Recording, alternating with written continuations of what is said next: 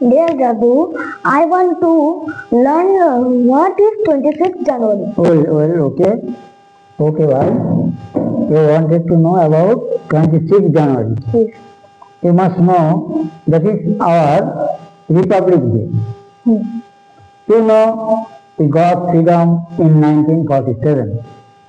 Since then, we are ruled by the British government. We have no our own constitution. So, in 1950, with the cabinet minister, Prime Minister Pandit Jawaharlal Nehru made a committee to write our own constituency, and he gave the charge to Bhimrao Ambedkar. B.R. Ambedkar. Okay? I tell you in Bengali. তুমি জানো 1947 সালে ভারত স্বাধীন হয়। কিভাবে হয়েছিল জানো? বহু রক্তক্ষয়, বহু সংগ্রামের মধ্যে দিয়ে ভারত কিন্তু স্বাধীন হয়।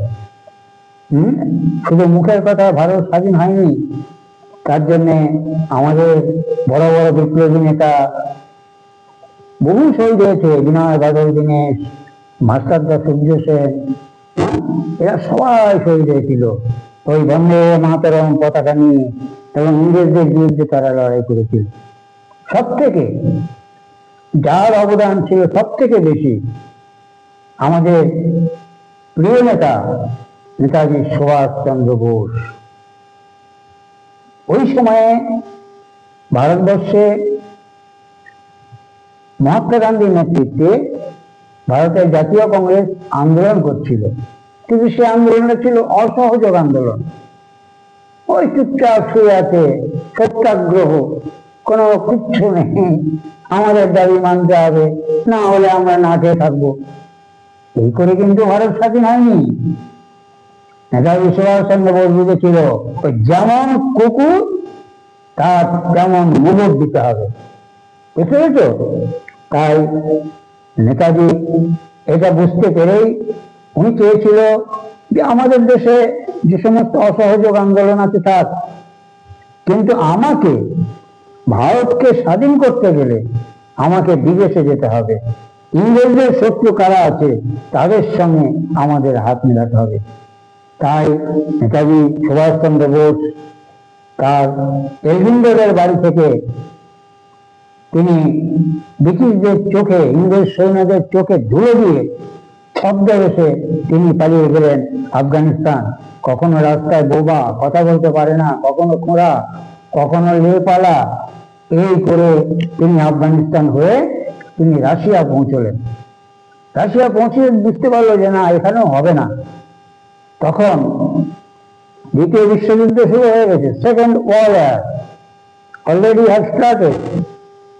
তখন ইংরেজদের কাছে বিভীষিকা ছিল হিটলার, জার্মানির তখন রাষ্ট্রনায়ক।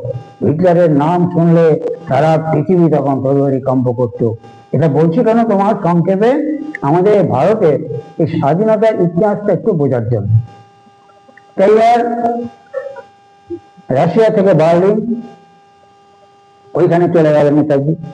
নেতাজি গিয়ে একটা সুন্দর একটা গল্প বলি তোমার, দেখো কি বীর ছিল নেতাজি। ওইখানে গিয়ে ওই সাক্ষাৎকারের জন্য, হিটলারের সাক্ষাৎকারের জন্য উনি তার ড্রয়িং রুমে বসে আছে। চারদিকে তার সৈন্য সামন্ত সব ভর্তি, তার মধ্যে চুপচাপ বসে আছে, কাগজ পড়ছে। সুন্দর গল্প, দেখো বীর বীরকে কিভাবে চেনে। এবার হিটলার এমন একটা বীর ছিল, তিনি বহুরূপী, অনেক জ্ঞানী হিটলার কিন্তু তার ছিল। মুখোশ পরে দেখা যাচ্ছে সে একটা হিটলার, আবার একজন হিটলার, এরকম তার জীবনে বহু আছে। এইবার উনি বসে আছে, উপর থেকে হিটলার গদগদ গদগদ করে নেমে আসছে। নেতাজি তার দিকে তাকালো না। আবার আর একটা হিটলার এরকম আসছে, চলে গেল, আবার ফিরে এলো। নেতাজি কিন্তু কখনো তাকালো না। এরকম কয়েকবার পরে আসল হিটলার এ সত্যিকারই নেমে এলো এবং নেতাজির গায়ে এরকম হাত দিল। এইবার নেতাজি তাকে স্যালুট করলো, উঠে দাঁড়ালো। হিটলারের সামনে কথা বলা কারোর ক্ষমতা ছিল না। তখন হিটলার বলছে নেতাজিকে, আচ্ছা তুমি বুঝলে কি করে যে আমি সেই অ্যাডলফ হিটলার, প্রকৃত হিটলার?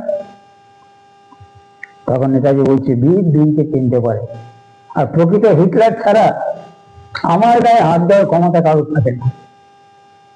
হিটলারও তার কথা খুব খুশি হলো, তাকে সাহায্য করলো। তারপরে জাপান গেল। আর ওই সময় কি করেছিল জানো ইংরেজরা? আমাদের দেশের সৈন্য নিয়ে, আমাদের দেশের জনগণ নিয়ে ওরা বিশ্বযুদ্ধে লড়াই করার জন্য নিয়ে গেছিল ওই জাপানে, জার্মানে। তখন কি করলো? তাদের দিয়ে নেতাজি তখন ওই সৈন্যদের সাথে কথাবার্তা বলে ওখানে আজাদ হিন্দ বাহিনী গঠন করলো। যে না, এইবার আমরা ওখান থেকে ঘোষণা করলো দিল্লি চলো, ওখান থেকে ঘোষণা করলো give me blood, I shall give you freedom, তোমরা আমাকে রক্ত দাও, আমি তোমাদের স্বাধীনতা দেব। কিন্তু দুঃখের বিষয়, সুভাষচন্দ্রের স্বপ্ন, সুভাষচন্দ্র যে কথা বলেছিল স্বাধীনতা ভিক্ষা করা হয় না, স্বাধীনতা ছিনিয়ে নিতে হয়, কিন্তু হায় সেই মহাত্মা গান্ধী ওই ব্রিটিশদের হাতে পায়ে ধরে 1947 সালে গোল টিভির বৈঠক করে তারা, ব্রিটিশ তখন বুঝতে পেরেছিল যে ভারতের যেরকম আন্দোলন শুরু হয়েছে আমরা থাকতে পারবো না, তাই তারা ভারতের স্বাধীনতা স্বীকার করলো 1947 সালে 15ই আগস্ট। ঠিক আছে, কিন্তু তারা যাওয়ার সময় এমন করে গেল যে আমরা চলে যাব, তোরা সারা জীবন মনে রাখবি যে আমরা তোদের কি করে গেলাম। উনি যাওয়ার আগে ভারতকে ভেঙে দিয়ে দুটো দেশ করে গেল, একটা পাকিস্তান, একটা ইন্ডিয়া বা হিন্দুস্তান। আজও ধরো চারিদিকে সেই সব চলছে, আমরা একই দেশ ছিল অথচ আমরা নিজেরা নিজেরা কিভাবে যুদ্ধ, মারামারি, কাটাকাটি আমরা করছি। যাই হোক, সেটি ইতিহাসের একটা পর্ব। তোমরা যদি জানতে চেয়েছো 26শে জানুয়ারিটা কি, এরপর যখন প্রথম জওয়াহরলাল নেহরু হাতে ক্ষমতা দিল আর পাকিস্তানের ক্ষমতা পেল মোহাম্মদ আলী জিন্না, দুই রাজপুত্রের জন্য দুটো দেশ হয়ে গেল। তারা আপোষ করলো আর কি বললো, নেতাজিকে জীবিত হোক মৃত হোক তারা যদি খোঁজ পায় তাহলে তাদের হাতে তুলে দেবে। এই করে তারা দিল্লির মসনদে বসলো, সিংহাসনে বসলো। তখন আইনমন্ত্রী ছিল বি.আর. আম্বেদকর, তাকে দায়িত্ব দিল যে আমরা তো এখন ইংরেজদের সংবিধান মেনে চলি, অবশ্য এখনো চলছি, কিন্তু তুমি ভারতের জন্য একটা নতুন সংবিধান তৈরি করো। ঠিক আছে, তখন ওই বি.আর. আম্বেদকর কয়েক বছরের চেষ্টায় উনি কনস্টিটিউশন, যেটা তোমরা পড়েছো, যে ভারতের সংবিধান রচনা করলো এবং তখন বললো ভারত একটি সার্বভৌম ধর্মনিরপেক্ষ রাষ্ট্র। ঠিক আছে, এটাই বলে তখন স্বীকৃতি হলো। তারপর থেকে প্রতি বছর 26 জানুয়ারি আমাদের ভারতের রাষ্ট্রপতি আজকের দিনে তিনি এই সে সম্পর্কে বলে, এবং যাতে লালকেল্লাতে পতাকা উত্তোলন করা হয়, জাতীয় সঙ্গীত গাওয়া হয়। মানে একটাই ন্যায়ের ভালো, ব্রিটিশের হাত থেকে আমরা রক্ষা পেয়েছি, কিন্তু সত্যিকারের কথা বলতে গেলে প্রকৃত স্বাধীনতা কিন্তু আমরা পাইনি। এখনো আমাদের দেশে শোষণ, বঞ্চনা, এক শ্রেণীর মানুষের বিরাট ঐশ্বর্য, আর এক শ্রেণীর মানুষ খেতে পারছে না, পড়তে পারছে না। নেতাজি কিন্তু এটা চায়নি। নেতাজি চেয়েছিল সবাই সমান হয়ে বেঁচে থাকুক, সমান অধিকার নিয়ে বেঁচে থাকুক। তাই আমরা এই 26শে জানুয়ারি স্মরণ করি সেই সব শহীদদের যারা এই স্বাধীনতার জন্য নিজের জীবনকে ফাঁসির মঞ্চে তারা উৎসর্গ করেছিল।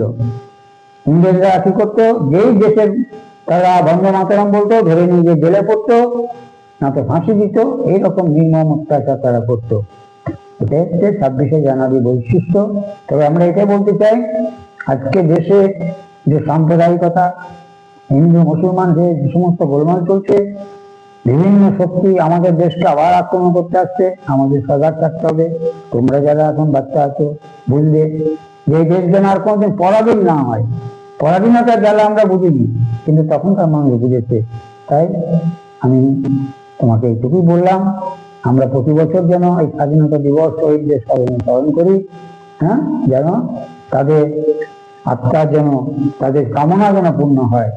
আর নেতাজিকে শ্রদ্ধা জানিয়ে আমরা আশা করি নেতাজি আজ জীবিত আছে, তিনি আবার আমাদের মধ্যে আসবেন, এই আশা রেখে আমি তোমাকে একটু বললাম। জয় হিন্দ।